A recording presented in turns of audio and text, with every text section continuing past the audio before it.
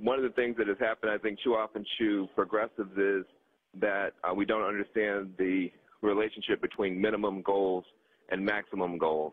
Right after Rosa Parks refused to give up her seat, if the civil rights leaders had jumped out and said, okay, now we want reparations for slavery, we want redistribution of all wealth, and we want to legalize mixed marriages, that had been they had come out with a maximum program the very next day, they'd have been laughed at. Instead, they came out with a very minimum program. We just want to integrate these buses.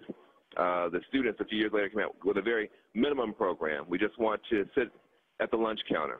But inside that minimum demand was a very radical kernel that eventually meant that from 1954 to 1968, complete revolution was on the table for this country.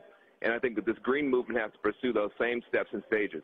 Right now we're saying we want to move from suicidal gray capitalism to some kind of eco-capitalism where, at least we're not, fast-tracking the destruction of the whole planet. Will that be enough? No, it won't be enough. We want to go beyond systems of exploitation and oppression altogether, but that's a process. And I think what's great about the movement that's beginning to emerge is that the crisis is so severe in terms of joblessness, violence, and now ecological threats that people are willing to be both very pragmatic and very visionary.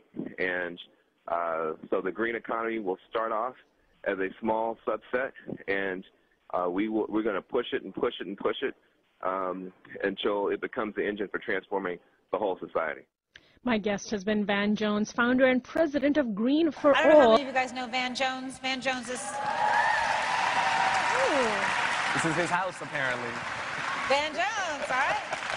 So, Van Jones, we were so delighted to be able to recruit him into the White House. We've been watching him really for, he's not that old, but for as long as he's been active out in Oakland and all of the ways that he has, the creative ideas that he has. And so now we have captured that, and we have all of that energy and enthusiasm in the White House. Complete revolution was on the table for this country.